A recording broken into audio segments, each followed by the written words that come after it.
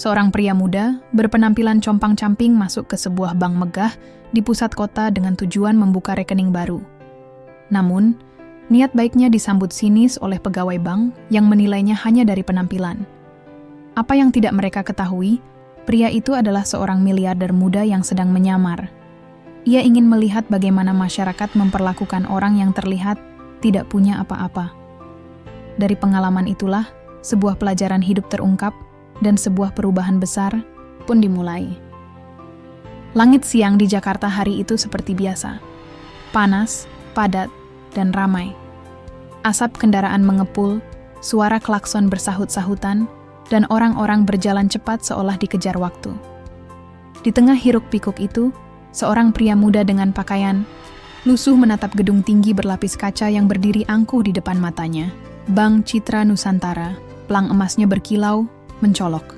Beberapa mobil mewah keluar masuk di pelataran. Para pegawai berdasi rapi berjalan dengan dada tegap. Pria itu menarik napas panjang. Jaket jeans kumalnya sudah bolong di siku, celana panjangnya sobek di lutut, dan rambutnya kusut tak tertata.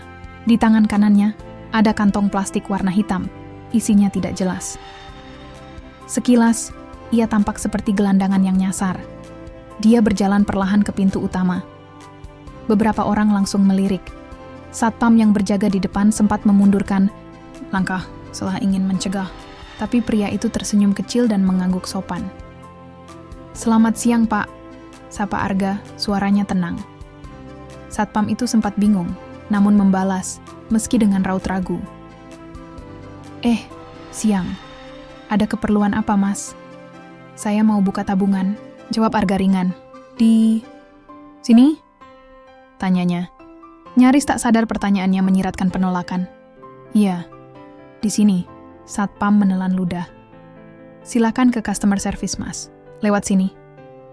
Langkah Arga masuk ke lobi menarik perhatian lebih banyak pasang mata. Beberapa nasabah yang duduk di ruang tunggu langsung melirik tajam. Seorang ibu memeluk tas tangannya lebih erat.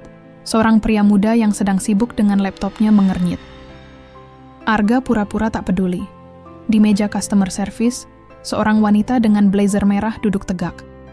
Wajahnya cantik, makeupnya rapi, rambut disanggul modern. Namanya terpampang di dada. "Maya," Arga mendekat. "Permisi, saya ingin buka rekening baru." Maya menatap dari atas ke bawah, pelan tapi menusuk. Tatapannya seperti berkata, "Serius kamu mau buka tabungan, pakai baju kayak gitu? Sudah punya rekening di sini sebelumnya?" Tanyanya datar. "Belum. Bisa kasih saya KTP, NPWP, dan slip gaji?" Tanyanya sambil membuka sistem komputernya. Arga mengangguk, lalu mengeluarkan dompet kecil dari kantong plastiknya. Ia menyerahkan KTP, tapi ketika Maya melihat alamatnya yang berada di pinggiran kota dan nama tempat kerjanya tidak dikenal, ekspresinya berubah. "Maksud saya Mas kerja di PT Lentera Riset? Itu apa ya, startup?" tanyanya sambil menyipitkan mata. "Kurang lebih begitu," jawab Arga. "Masih ramah." "Mohon maaf, Mas. Untuk pembukaan rekening di cabang ini, minimal setoran awal 5 juta rupiah. Mas yakin?" "Sangat." Maya menoleh sebentar ke rekannya yang duduk di meja sebelah. Mereka saling lempar pandang lalu menahan tawa tipis. "Mas bisa duduk dulu ya, kami proses sebentar." Tapi suara dan tatapan Maya jelas-jelas menyiratkan, ini orang buang-buang waktu aja. Arga duduk di ruang tunggu. Beberapa menit berlalu. Seorang ibu paruh baya dipanggil lebih dulu, meski datang setelahnya. Arga tetap tersenyum, meski matanya mulai memperhatikan gerak-gerik orang-orang. Setiap lirikan, setiap tatapan, setiap helaan napas meremehkan itu, ia rekam dalam kepalanya. Beberapa nasabah mulai bisik-bisik. "Gelandangan ya? Ngapain sih di sini? Kasihan Mbak CS-nya, sabar banget deh." Maya kemudian berjalan, mendekat dengan berkas di tangan. "Maaf, Mas. Untuk sementara kami belum bisa proses. Sistem kami sedang bermasalah." Arga menatapnya sebentar. "Sistem bermasalah? Atau Masnya yang bermasalah?" Pertanyaan itu membuat Maya terdiam sejenak, lalu tersenyum miring. "Sesuai prosedur saja, Mas. Kalau begitu, boleh saya minta kertas dan pulpen?" Untuk apa? Saya mau tulis surat kecil, jawab Arga ringan. Dengan enggan, Maya mengambilkan. Arga mulai menulis sesuatu, lalu memasukkan surat itu ke dalam amplop kecil dari kantong plastiknya. Ia bangkit, menyerahkan surat itu ke Maya. Nanti tolong serahkan ke manajer cabang, ya?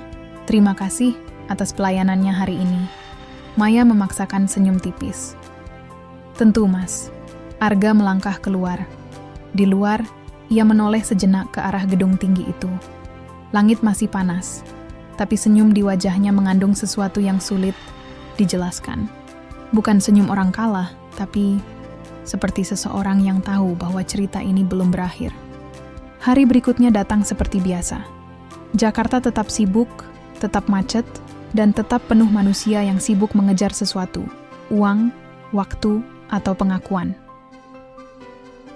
Di lantai 2 Bank Citra Nusantara, Maya duduk di meja customer service sambil memoles lipstik di layar ponsel. Semalam, surat dari pria lusuh itu sempat ia tunjukkan ke manajer cabang, Bu Rini, tapi karena isinya hanya permintaan maaf atas keributan yang tidak perlu dan ucapan terima kasih, mereka tak menganggapnya penting. Cuma gelandangan sok sopan, kata Maya sambil tertawa dengan rekan sebelahnya, Dina. Dina tertawa. Untung aja kamu nggak kena bau. Gila itu orang beneran pakai plastik buat ke bank. Makanya, kadang kasihan sih, tapi... Ya, masa iya kita harus layanin semua orang yang datang begitu aja? Percakapan mereka terhenti ketika satpam tiba-tiba membuka pintu ruang customer. Servis, Bu Maya. Itu, Masnya datang lagi. Lapor satpam sambil menunjuk ke arah luar. Maya menoleh cepat. Dan benar saja, Arga kembali. Masih dengan jaket kumal yang sama, celana robek yang sama, dan kantong plastik itu masih menempel di tangannya. Tapi kali ini ia datang dengan senyum lebih lebar, dan langkahnya lebih ringan. Seolah ia tahu sesuatu yang orang lain belum tahu. Maya menghela napas pelan. Kenapa sih orang ini balik lagi? Dina membisik. Mungkin dia ngincar kamu, Mei. Lucu banget. Arga langsung mendekat ke meja Maya. Selamat pagi, sapanya. Suaranya tetap tenang, nyaris terlalu tenang. Selamat pagi, jawab Maya datar. Mas masih ingin buka rekening? Iya. Saya pikir mungkin hari ini sistemnya sudah tidak bermasalah. Maya menggigit bibir. Ia tahu alasannya menolak kemarin, bukan sistem rusak, tapi dia tak menyangka pria ini akan datang lagi. Dengan enggan, ia mengambil formulir pembukaan rekening. Mas isi ini dulu. Ya. Dengan senang hati, jawab Arga, duduk dan mulai menulis. Sambil menunggu, Maya menatap Arga dari balik layar komputer. Tangan pria itu cekatan saat menulis. Tulisan tangannya rapi. Ia membaca dengan saksama setiap poin dalam formulir, bahkan menanyakan 1-2 hal dengan bahasa yang sopan dan, jujur saja, terlalu pintar untuk ukuran orang kumuh. Selesai mengisi, Arga menyerahkan formulir dan berkata, kali ini saya juga bawa slip setoran awal. Ia mengeluarkan bungkusan kertas dari plastiknya. Isinya uang tunai. Maya tertegun. Uang, pecahan 100 ribuan, totalnya tepat 5 juta. Maya berusaha tetap tenang. Ini, Mas simpan uangnya di mana? Di rumah. Di rumah? Maksudnya, dalam kotak kayu. Disimpan baik-baik. Maya mengangguk kecil sambil mencatat. Tapi pikirannya penuh prasangka. Apa ini uang hasil minta-minta? Kok bisa segini banyak? Namun ia tak bisa menolak. Aturan bank memperbolehkan setoran tunai.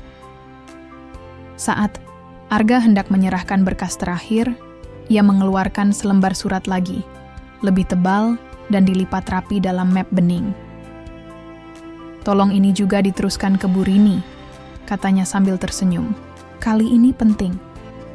Maya mengerutkan kening. Isinya apa? Undangan makan siang. Maya nyaris tertawa. Maksud Mas, ngajak manajer cabang kita makan siang? Bisa dibilang begitu. Tapi mungkin Bu Rini perlu baca surat itu langsung. Dengan ekspresi bingung dan sedikit jengkel, Maya mengangguk dan menyuruh satpam mengantar surat itu ke lantai atas. Sementara menunggu, Maya terus melayani nasabah lain. Tapi pikirannya kembali ke Arga. Ia mulai merasa ada yang aneh. Sikap pria ini terlalu tenang. Terlalu percaya diri untuk seseorang yang dianggap biasa saja. Dan yang paling membuatnya gelisah, mata pria itu tak pernah merendah. Meski ditertawakan, ditolak, bahkan dicibir, tatapannya tidak pernah menunjukkan rasa malu. Seolah ia tahu sesuatu yang tak terucap. Setengah jam kemudian, Satpam kembali ke lantai bawah. Bu Rini mau ketemu masnya, sekarang. Maya menoleh, cepat. Sekarang, Satpam mengangguk. Beliau minta langsung, Arga tersenyum ke Maya. Boleh saya ikut? Maya mengangguk canggung. Silakan. Arga berjalan mengikuti Satpam ke lift, meninggalkan Maya dan rekan-rekannya yang mulai bertanya-tanya. Dina berbisik, kok serem ya? Jangan-jangan dia orang penting? Maya tidak menjawab. Untuk pertama kalinya ia merasa dadanya agak sesak. Beberapa menit kemudian, Maya menerima panggilan internal dari Bu Rini. Datang ke ruang saya. Sekarang juga. Hari berikutnya datang seperti biasa. Jakarta tetap sibuk, tetap macet, dan tetap penuh manusia yang sibuk mengejar sesuatu. Uang, waktu, atau pengakuan. Di lantai 2 Bank Citra Nusantara, Maya duduk di meja customer service sambil memoles lipstik di layar ponsel. Semalam, surat dari pria lusuh itu sempat ia tunjukkan ke manajer cabang, Bu Rini, tapi karena isinya hanya permintaan maaf atas keributan yang tidak perlu dan ucapan terima kasih, mereka tak menganggapnya penting. Cuma gelandangan sok-sopan, kata Maya sambil tertawa dengan rekan sebelahnya. Dina tertawa. Untung aja kamu nggak kena bau. Gila itu orang beneran pakai plastik buat ke bank. Makanya, kadang kasihan sih, tapi... Ya, masa iya kita harus layanin semua orang yang datang begitu aja? Percakapan mereka terhenti ketika Satpam tiba-tiba membuka pintu ruang customer. Servis, Bu Maya. Itu, masnya datang lagi. Lapor Satpam sambil menunjuk ke arah luar. Maya menoleh cepat. Dan benar saja, Arga kembali. Masih dengan jaket kumal yang sama, celana robek yang sama, dan kantong plastik itu masih menempel di tangannya. Tapi kali ini ia datang dengan senyum lebih lebar, dan langkahnya lebih ringan. Seolah ia tahu sesuatu yang orang lain belum tahu. Maya menghela napas pelan. Kenapa sih orang ini balik lagi? Dina membisik. Mungkin dia ngincar kamu, Mei. Lucu banget. Arga langsung mendekat ke meja Maya. Selamat pagi, sapanya. Suaranya tetap tenang, nyaris terlalu tenang. Selamat pagi, jawab Maya datar. Mas masih ingin buka rekening? Iya. Saya pikir mungkin hari ini sistemnya sudah tidak bermasalah. Maya menggigit bibir. Ia tahu alasannya menolak kemarin, bukan sistem rusak, tapi dia tak menyangka pria ini akan datang lagi. Dengan enggan, ia mengambil formulir pembukaan rekening. Mas isi ini dulu. Ya, dengan senang hati, jawab Arga, duduk dan mulai menulis. Sambil menunggu, Maya menatap Arga dari balik layar komputer. Tangan pria itu cekatan saat menulis. Tulisan tangannya rapi. Ia membaca dengan saksama setiap poin dalam formulir, bahkan menanyakan 1-2 hal dengan bahasa yang sopan dan, jujur saja, terlalu pintar untuk ukuran orang kumuh. Selesai mengisi, Arga menyerahkan formulir dan berkata, "Kali ini saya juga bawa slip setoran awal." Ia mengeluarkan bungkusan kertas dari plastiknya. Isinya uang tunai. Maya tertegun. Uang, pecahan 100 ribuan, totalnya tepat 5 juta. Maya berusaha tetap tenang. "Ini, Mas simpan uangnya di mana?" "Di rumah." "Di rumah?" "Maksudnya?" "Dalam kotak kayu. Disimpan baik-baik." Maya mengangguk kecil sambil mencatat. Tapi pikirannya penuh prasangka. Apa ini uang hasil minta-minta? Kok bisa segini banyak? Namun ia tak bisa menolak. Aturan bank memperbolehkan setoran tunai. Saat Arga hendak menyerahkan berkas terakhir, ia mengeluarkan selembar surat lagi, lebih tebal dan dilipat rapi dalam map bening. "Tolong ini juga diteruskan ke Bu Rini," katanya sambil tersenyum. Kali ini penting. Maya mengerutkan kening. Isinya apa? Undangan makan siang. Maya nyaris tertawa. Maksud Mas, ngajak manajer cabang kita makan siang? Bisa dibilang begitu. Tapi mungkin Bu Rini perlu baca surat itu langsung. Dengan ekspresi bingung dan sedikit jengkel, Maya mengangguk dan menyuruh satpam mengantar surat itu ke lantai atas. Sementara menunggu, Maya terus melayani nasabah lain. Tapi pikirannya kembali ke Arga. Ia mulai merasa ada yang aneh. Sikap pria ini terlalu tenang. Terlalu percaya diri untuk seseorang yang dianggap biasa saja. Dan yang paling membuatnya gelisah, mata pria itu tak pernah merendah. Meski ditertawakan, ditolak, bahkan dicibir, tatapannya tidak pernah menunjukkan rasa malu, seolah ia tahu sesuatu yang tak terucap. Setengah jam kemudian, satpam kembali ke lantai bawah. Bu Rini mau ketemu Masnya, sekarang. Maya menoleh, cepat. Sekarang, satpam mengangguk. Beliau minta langsung. Arga tersenyum ke Maya. Boleh saya ikut? Maya mengangguk canggung. Silakan. Arga berjalan mengikuti satpam ke lift, meninggalkan Maya dan rekan-rekannya yang mulai bertanya-tanya. Dina berbisik, kok serem ya? Jangan-jangan dia orang penting? Maya tidak menjawab. Untuk pertama kalinya ia merasa dadanya agak sesak. Beberapa menit kemudian, Maya menerima panggilan internal dari Bu Rini. Datang ke ruang saya. Sekarang juga. Sore itu, langit Jakarta mendung. Di sebuah apartemen sederhana namun rapi di daerah Tebet, Arga duduk di dekat jendela yang terbuka. Angin masuk perlahan, membawa suara jalanan dan aroma hujan yang sebentar lagi akan turun. Di tangannya, ada secangkir kopi hitam yang ia buat sendiri. Kopi murah dari warung, bukan kopi mahal dari mesin otomatis. Ia menatap cangkir itu lama, sebelum membuka kotak kecil di depannya. Kotak kayu. Usang. Retak di beberapa sisi, tapi kotak itu menyimpan lebih dari sekadar barang. Ia menyimpan cerita. Di dalamnya ada foto lama, seorang bocah kurus dengan baju bolong berdiri di depan rumah papan, dengan dinding triplek dan atap seng. Di belakangnya, seorang wanita tua, tersenyum lemah sambil menopang tubuh dengan tongkat kayu. Itu ibunya, Bu Lastri, satu-satunya orang yang percaya padanya, bahkan saat dunia menertawakannya. Jangan pernah ukur orang dari sepatunya, enggak. Suara ibunya masih terngiang jelas. Soalnya kaki orang beda-beda. Kadang mereka jalan jauh tanpa sepatu, tapi masih bisa senyum. Waktu kecil, Arga sering jadi bahan ejekan karena pakaiannya kotor dan bolong. Ia pulang sekolah langsung bantu ibunya jualan gorengan di pinggir jalan. Kadang, ia harus berjalan kaki pulang sampai 5 km karena tak punya ongkos. Tapi satu hal yang selalu ia bawa pulang, rasa percaya diri. Bukan karena sombong, tapi karena ibunya menanamkan sejak dini bahwa harga diri tidak ditentukan oleh label baju. Ketika SMA, Arga mulai menyadari bahwa hidup tidak akan berubah kalau ia hanya diam. Ia mulai menerima les privat anak tetangga, jadi juru ketik tugas, bahkan kadang bantu antar pesanan nasi bungkus. Semua uangnya ia simpan di kotak kayu ini.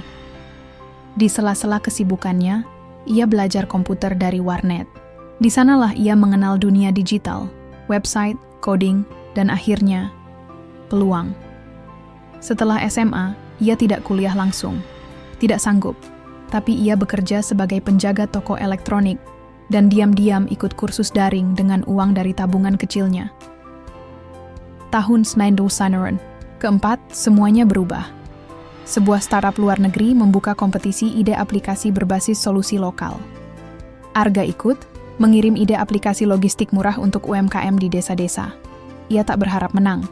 Tapi beberapa bulan kemudian, email datang, ide itu tidak hanya diterima, tapi didanai. Dari situlah semuanya dimulai. Perlahan, aplikasi itu berkembang. Kemudian investor datang, pengguna meningkat, dan satu persatu angka di rekeningnya bertambah. Tapi Arga tetap ingat satu hal. Saat ia pergi ke bank pertama kalinya, untuk menyetor hasil kerja kerasnya, pegawainya tersenyum, bukan karena jumlah uangnya, tapi karena ia datang dengan harapan. Bukan seperti kemarin, di mana dia dicibir hanya karena pakaiannya.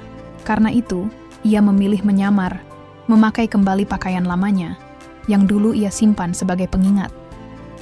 Jaket usang dan celana robek itu bukan sekadar kostum, itu lambang bahwa dulu dia benar-benar pernah di sana. Arga memandangi foto ibunya lama. Wanita itu telah meninggal 5 tahun lalu karena komplikasi. Ia tak sempat melihat Arga sukses, tapi Arga selalu percaya ibunya melihat dari tempat yang lebih tinggi. Ponselnya bergetar. Pesan masuk dari Bu Rini.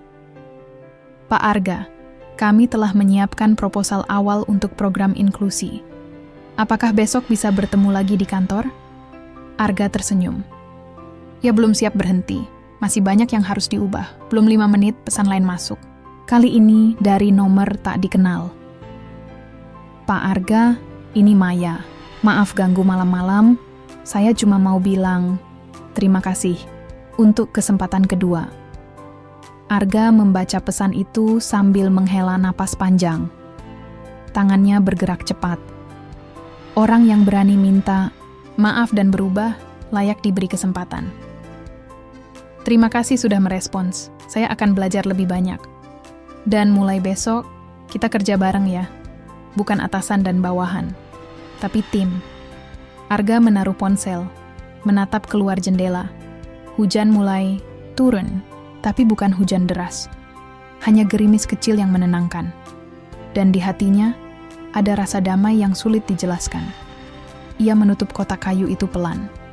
Hari ini, kotak itu sudah tidak dipakai untuk menyimpan uang. Tapi tetap ia jaga, karena itu tempat ia menyimpan mimpi. Pagi itu, kantor Bank Citra Nusantara lebih ramai dari biasanya. Maya tiba lebih awal dari biasanya. Tapi begitu turun dari ojek online, ia langsung disambut oleh pemandangan yang tak biasa. Beberapa wartawan berdiri di depan pintu masuk bank, lengkap dengan kamera dan mikrofon. Ada apa ini? Gumamnya, mencoba menyelinap masuk sambil menunduk. Sayangnya, salah satu wartawan melihatnya. Mbak yang kemarin sempat layani pria berpakaian kumuh itu kan? Klik. Kamera mengarah padanya. Maya langsung menutupi wajah dan mempercepat langkah. Begitu masuk ke dalam kantor, Dina langsung menghampirinya dengan wajah panik. Maya, kamu udah lihat berita pagi ini? Belum. Kenapa? Jawab Maya gugup. Dina menarik lengan Maya ke ruang istirahat dan membuka ponselnya. Di layar terbuka video berdurasi 2 menit yang tengah viral di media sosial. Pria kumuh yang diabaikan bank ternyata miliarder menyamar. Judul itu terpampang besar, dengan potongan video saat Arga duduk di ruang kepala cabang. Wajahnya serius namun tenang. Tak hanya itu, potongan video CCTV dari hari pertama pun ikut tersebar. Saat Maya menyambut Arga dengan ragu, lalu berjalan. Pergi setelah berkata, silakan kembali lagi kalau sudah siap ya mas. Maya menelan ludah. Kok bisa ada CCTV yang bocor? Tanyanya lemas. Katanya dari pegawai cleaning service yang ambil rekaman, terus dijual ke media, bisik Dina. Tapi sekarang semua orang tahu, nama kamu disebut di banyak komentar, Mei. Jantung Maya berdetak semakin cepat. Ia membuka media sosial. Di bawah video itu, ribuan komentar berdatangan. Makanya jangan remehin orang cuma dari penampilan. Tellernya nyesel seumur hidup tuh. Padahal kerja di bank, masa nggak ngerti pelayanan dasar? Satu-satu komentar, itu terasa seperti peluru yang menghujani kepalanya. Bahkan beberapa akun mulai mencari foto-fotonya, membandingkan wajahnya dari CCTV dengan profil Instagram pribadinya. Ia merasa seperti ditelanjangi. Saat itu pintu ruang istirahat terbuka. Bu Rini masuk, wajahnya kaku. Maya, ikut saya. Maya menatap Dina sekilas, lalu mengangguk pelan dan mengikuti langkah cepat Bu Rini. Di ruangannya, Arga sudah duduk. Kali ini tidak sendiri. Ada juga seorang pria berkacamata dengan logo perusahaan media besar di jasnya. Ini Pak Wisnu, dari Metro Insight, kata Bu Rini. Mereka ingin membuat liputan lebih dalam soal kejadian kemarin. Dan mereka ingin, kamu bicara Maya. Maya kaget. Saya? Tapi, Saya yang salah. Arga mengangguk pelan. Justru itu. Bukan untuk membela diri, tapi untuk menunjukkan bahwa orang bisa belajar. Maaf, saya belum siap, gumam Maya. Saya cuma mau kerja. Saya nggak nyari viral. Saya nggak mau jadi bahan hujatan. Pak Wisnu menimpali. Kami bisa bantu arahkan narasi. Fokusnya bukan menghukum, tapi memberi sudut pandang. Lagi pula, ini udah jadi perhatian nasional. Kalau kamu diam, orang lain yang akan bicara atas nama kamu. Maya terdiam. Rasanya ingin kabur saja. Tapi wajah Arga menatapnya tanpa tekanan. Hanya menunggu, memberi ruang. Akhirnya, Maya menggeleng pelan. Maaf, saya nggak kuat. Ia berdiri dan keluar ruangan dengan cepat. Langkahnya gemetar, dadanya sesak. Ia masuk ke toilet dan mengunci diri di bilik. Air matanya jatuh begitu saja. Di dalam sana, ia merasa lebih sendirian dari sebelumnya. Lebih kecil dari kemarin, lebih hancur. Malam itu, Maya duduk di kamar kosnya yang sempit. Lampu meja temaram menyinari tumpukan kertas pelatihan bank, buku, motivasi, dan beberapa surat teguran ringan yang pernah ia terima selama bekerja. Ponselnya terus berbunyi, notifikasi komentar, mention, bahkan pesan dari teman SMA yang sudah lama tak bicara. Maya, kamu yang di video itu ya? Gila, kamu jadi viral banget. Kamu kuat ya, jangan down. Tapi satu pesan membuatnya terpaku, dari Arga. Aku tahu kamu nggak cari perhatian. Aku juga nggak.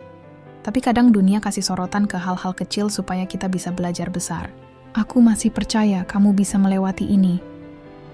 Pesan singkat itu tak menghakimi, tak menekan, tapi memberi ruang untuk bangkit. Maya menghapus air mata. Ia tak langsung membalas pesan itu, tapi hatinya perlahan terasa sedikit lebih ringan. Keesokan, paginya berita makin ramai. Arga mengadakan konferensi pers dadakan. Ia menyampaikan secara langsung bahwa dirinya memang melakukan penyamaran untuk mengevaluasi pelayanan bank miliknya sendiri. Ia tak menyebut nama Maya, tak menyalahkan siapapun secara langsung. Tapi ia menekankan pentingnya pelayanan manusiawi, bukan berdasar asumsi. Sementara itu, di kantor bank, pegawai mulai gelisah. Manajemen pusat mengirimkan tim evaluasi internal. Maya mendapat cuti sementara. Bukan sebagai hukuman, tapi demi menenangkan situasi. Namun bagi Maya, itu terasa seperti pengasingan. Di akhir minggu itu, Maya berdiri di taman kecil dekat rumah kos. Ia menatap langit sore yang berwarna, jingga, di tangannya selembar surat pengunduran diri. Ia belum menyerah pada dunia, tapi mungkin ia menyerah pada tempat ini. Namun sebelum ia melangkah ke kantor untuk menyerahkannya, seseorang menepuk pundaknya. Berat ya?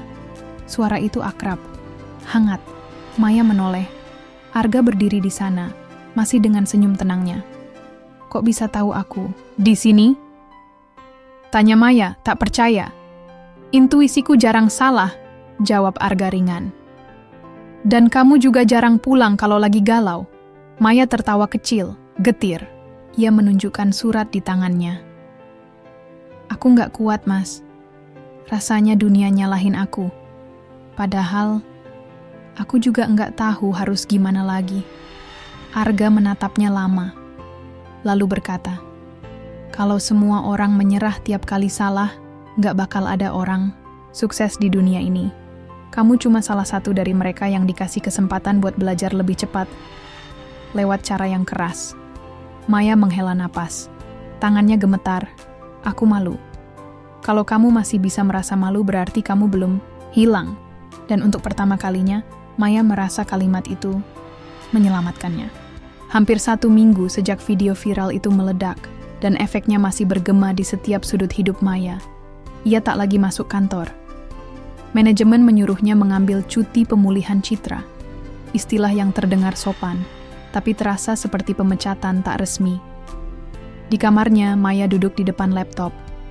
Sejak pagi ia membuka puluhan berita yang memuat wajahnya. Ada yang membela, banyak yang menghujat. Bahkan akun-akun gosip ikut memelintir narasi. Teller arogan akhirnya dipecat. Karma instan. Ini dia wajah pegawai yang remehkan miliarder. Padahal, nggak ada yang bilang aku dipecat.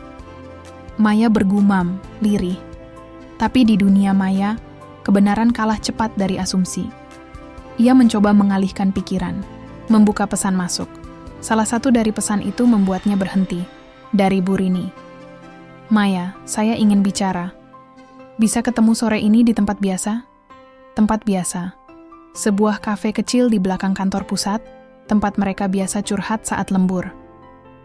Maya datang tepat waktu. Bu Rini sudah menunggu, duduk dengan 2 gelas teh tarik di atas meja. Wajahnya serius, tapi bukan marah. Maya, aku jujur ya. Ia memulai. Aku tahu kamu nggak sepenuhnya salah, tapi kamu dijadikan simbol. Simbol? Maya mengerutkan kening. Simbol dari sistem yang menilai orang dari status dan penampilan. Sayangnya, kamu yang kena sorot. Padahal, hampir semua dari kita pernah berpikir atau bertindak seperti itu. Maya diam. Kalimat itu terasa seperti tamparan. Tapi kenapa aku yang harus tanggung semuanya? Karena kamu yang terekam kamera. Dunia butuh wajah untuk dijadikan kambing hitam. Dan sayangnya, kamu pas di tempat dan waktu yang salah. Di sisi lain kota, Arga juga menghadapi dilema. Sejak pengakuan publiknya sebagai miliarder menyamar, ia dibanjiri undangan wawancara, kolaborasi media, dan pujian di mana-mana. Tapi entah kenapa, hatinya berat. Ia duduk di ruang kerja, membaca, ulang pesan dari Maya malam sebelumnya. Terima kasih sudah percaya sama aku. Tapi aku merasa mulai kehilangan diriku sendiri. Pesan itu membuat Arga sadar sesuatu. Apakah aku terlalu jauh? Gumamnya sendiri. Saat itu, sekretarisnya masuk. Pak Arga, ada yang ingin bertemu. Katanya, mantan teller, Ibu Ratna. Arga mengernyit. Mantan teller? Ya, katanya dulu pernah kerja di salah satu cabang yang Bapak miliki. Arga mengangguk. Suruh masuk. Beberapa menit kemudian, seorang wanita setengah baya masuk. Wajahnya ramah. Sedikit gemetar. Pak Arga, sapanya pelan. Saya cuma ingin bilang, saya tahu rasanya jadi Maya. Arga mengangguk. Silakan duduk Bu, Ibu Ratna bercerita. Dulu ia juga sempat ditegur karena dianggap kasar terhadap nasabah dari kalangan bawah. Padahal yang ia lakukan hanya karena tekanan target dan kondisi mental yang tidak stabil. Akhirnya ia mengundurkan diri, bukan karena tidak mampu, tapi karena dunia perbankan tidak memberi ruang untuk lelah. Saya cuma berharap Maya nggak hancur seperti saya, Pak. Ucapan itu seperti hantaman telak bagi Arga. Setelah Ibu Ratna pergi, Arga termenung lama. Ia sadar, ujiannya bukan hanya untuk pegawai bank, tapi untuk dirinya sendiri. Seberapa besar dia mampu bertanggung jawab atas apa yang dia ciptakan. Malam itu, Maya menerima email tak terduga dari HR Pusat Bank Citra Nusantara. Dengan mempertimbangkan situasi saat ini dan demi menjaga reputasi perusahaan, maka dengan berat hati kami menyatakan bahwa saudari Maya Setiawan tidak lagi dapat melanjutkan posisi di cabang kami. Terlampir surat pemutusan kerja dengan masa, berlaku efektif per 1 bulan ke depan. Tangannya gemetar, jantungnya seolah berhenti berdetak. Jadi ini akhirnya, bisiknya air mata jatuh tanpa bisa ditahan. Bukan karena kehilangan pekerjaan, tapi karena merasa dihakimi oleh sistem yang tak pernah benar-benar memberinya kesempatan kedua. Tak lama kemudian, ponselnya bergetar. Arga menelepon. Maya tak langsung mengangkat, tapi ketika ia akhirnya menekan, tombol hijau suaranya lirih bergetar. Halo, maaf, suara Arga terdengar pelan. Aku yang salah. Aku pikir ini akan jadi pelajaran, tapi ternyata jadi luka. Maya terdiam. Kamu nggak salah sendiri, Maya. Aku yang nyebarin percikan. Tapi api yang membakar kamu terlalu besar. Kenapa kamu lakukan semua ini, Ga? Akhirnya Maya bertanya. Kenapa harus menyamar? Kenapa harus masuk pakai baju compang-camping? Kenapa nggak langsung bilang kamu pemilik bank? Suara Arga terdengar berat. Karena aku mau tahu siapa yang benar-benar manusia, bukan karena status. Aku pernah dihina waktu kecil. Aku pernah tidur di emperan toko. Aku tahu rasanya diremehkan. Tapi kamu nggak tahu rasanya jadi aku. Hening panjang. Hanya napas mereka terdengar di telepon. Akhirnya Maya berkata, "Aku mau ketemu kamu, bukan sebagai pegawai, bukan sebagai korban, tapi sebagai orang yang perlu penjelasan." "Oke," jawab Arga. "Besok pagi, aku jemput." Esok harinya, Arga datang dengan mobil pribadi, bukan mobil dinas. Maya sudah menunggu di depan kosnya. Ia tampak letih, tapi matanya tajam. "Bawa aku ke tempat pertama kamu mulai semuanya," katanya. Arga terdiam, lalu mengangguk. Mereka melaju ke pinggiran kota, ke sebuah bangunan kecil setengah permanen yang dulu jadi warnet tempat Arga belajar. Di dalamnya, masih ada satu komputer tua yang nyala seadanya. "Dulu, aku duduk di sini," kata Arga. "Buka YouTube pelan-pelan karena koneksinya lemot, belajar sendiri, karena nggak ada yang ngajarin." Maya duduk di sebelahnya. "Dan sekarang kamu jadi pemilik salah satu bank terbesar di negeri ini. Tapi masih gagal jadi manusia sepenuhnya," ucap Arga lirih. Maya memandang Arga lama. "Kalau kamu benar-benar ingin bantu orang, jangan hanya buka tabungan. Buka juga ruang untuk gagal, untuk belajar, untuk bangkit." Kalimat itu mengendap di kepala Arga. Di luar, hujan turun perlahan. Sama seperti saat pertama Arga membuka kotak kayunya dulu. Tapi kali ini, hujan membawa pesan. Luka memang datang tiba-tiba. Tapi pemulihan harus dimulai dari keberanian mengaku salah. Pagi itu, Maya bangun dengan perasaan ganjil. Bukan gelisah, bukan juga tenang. Lebih seperti kosong. Di meja kamarnya, surat pemutusan kerja dari Bank Citra Nusantara masih tergeletak. Ia sudah menerimanya secara resmi 2 hari lalu. Tak ada acara perpisahan, tak ada ucapan terima kasih. Hanya satu amplop formal, diserahkan diam-diam oleh satpam cabang ketika ia mengambil barang pribadinya. Rasa sakitnya bukan karena kehilangan gaji, tapi karena selama ini ia pikir dirinya berarti. Ternyata, ia hanya bagian kecil dari sistem yang siap dicopot kapan saja. Ponselnya berbunyi. "Arga." Maya menatap layarnya lama. Lalu akhirnya menjawab. "Pagi," katanya singkat. "Aku mau kamu ikut aku ke satu tempat." Suara Arga tenang. "Nggak lama, tapi penting." Maya menghela napas. "Oke, jemput aku jam 11." 30 menit kemudian, Maya berdiri kaku di depan sebuah gedung tinggi berlogo Arta Sentosa Foundation. Sebuah yayasan sosial yang sering tampil di berita karena membantu pendidikan anak jalanan dan pelatihan kerja. "Kita ngapain di sini?" tanyanya heran. Arga tak menjawab. Ia hanya tersenyum tipis dan mendorong pintu masuk. Di dalam, aula besar sudah dipenuhi orang-orang berpakaian sederhana. Beberapa mengenakan seragam relawan. Di ujung panggung, banner besar terbentang. Peluncuran, program Dengar Dulu, dari jalanan untuk masa depan Maya membeku. Namanya familiar. Dengar Dulu adalah program yang sempat Arga singgung di awal, tentang memberi pelatihan dan edukasi ke pegawai dan masyarakat tentang empati, bukan hanya etika. Tak lama, MC naik ke atas panggung dan memperkenalkan Arga. Bapak Arga Wicaksana, pendiri yayasan ini, juga seorang tokoh yang belakangan jadi perbincangan nasional karena eksperimennya tentang pelayanan publik. Maya mundur selangkah, hendak pergi. Tapi Arga tiba-tiba menoleh dan memanggil dari panggung. "Maya, kamu di sini, kan?" Semua mata langsung mencari.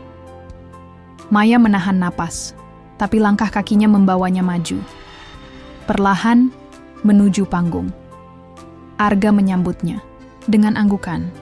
"Teman-teman," katanya ke mikrofon, "hari ini saya nggak ingin bicara sebagai pemilik bank, tapi sebagai seseorang yang dulu pernah hidup di bawah dan tahu rasanya dilihat dengan mata merendahkan." Ia melirik Maya sebentar. "Dan saya juga pernah jadi orang yang secara tak sadar menekan orang lain lewat niat baik yang salah tempat." Hening, semua hadirin memperhatikan. Saya menyamar bukan untuk mempermalukan. Tapi saya sadar, eksperimen saya membawa korban. Seseorang yang sebenarnya hanya ingin bekerja, tapi justru jadi wajah dari kesalahan sistem. Arga menoleh penuh pada Maya. Maya, aku minta maaf. Bukan karena kamu viral, tapi karena kamu menanggung beban yang seharusnya dibagi. Maya menatap mata Arga. Ada air di pelupuknya, tapi ia menahannya. Ia mendekat ke mikrofon. Saya bukan orang hebat. Saya pernah salah nilai orang. Tapi hari itu, saya bukan jahat, saya hanya takut. Takut salah. Takut tidak sesuai SOP. Takut kehilangan pekerjaan. Ia menarik napas. Saya tidak membela diri. Tapi kalau hari itu saya diberi ruang untuk salah tanpa diadili jutaan komentar, mungkin saya bisa belajar lebih cepat. Bukan lewat rasa malu, tapi lewat rasa paham. Ruangan hening. Lalu tepuk tangan. Maya terdiam di tengah sorakan simpati. Tapi kali ini ia tahu, itu bukan lagi sorakan cemooh. Ini penerimaan. Setelah acara selesai, Arga mengajak Maya ke balkon gedung. Dari atas sana, Jakarta terlihat kecil, padahal mereka berdua baru merasa begitu kecil beberapa hari lalu. Jadi ini program kamu? Tanya Maya pelan. Arga mengangguk. Aku mulai dari kegagalan. Aku kira aku bisa ubah sistem dengan mengejutkan orang. Tapi ternyata, lebih sulit ubah hati manusia. Kamu tahu yang paling aku pelajari dari semua ini? Apa? Bahwa empati bukan soal bagaimana kita memperlakukan orang miskin, tapi bagaimana kita bereaksi saat seseorang salah. Itu yang jarang diajarkan. Arga tersenyum. Makanya kamu yang cocok mimpin program ini. Maya menatapnya. Hah? Kamu yang tahu rasanya. Kamu korban, sekaligus saksi. Kamu tahu luka, dan obatnya. Maya menunduk. Kamu yakin aku ini ex-teller gagal versi media? Justru karena itu, yang gagal bisa jadi guru terbaik, selama dia nggak berhenti belajar. 1 bulan kemudian, Maya resmi bergabung dengan Artha Sentosa Foundation. Ia bukan lagi teller. Ia jadi pembicara, fasilitator, mentor, bahkan teman. Diskusi untuk pegawai bank, anak muda, dan orang-orang dari latar belakang berbeda. Ia tak punya meja mentereng. Tapi hatinya lebih tenang. Dan di setiap sesi pelatihan, ia selalu mulai dengan satu kalimat. Aku pernah dinilai dari penampilan. Dan aku juga pernah menilai dari penampilan. Tapi hari ini, kita mulai belajar untuk melihat lebih dari itu. Dan di barisan belakang, Arga sering hadir diam-diam, menyimak, menyerap, dan tersenyum setiap kali Maya menutup sesi dengan kalimat khasnya. Kadang, manusia cuma butuh satu hal, didengar dulu, baru dimengerti.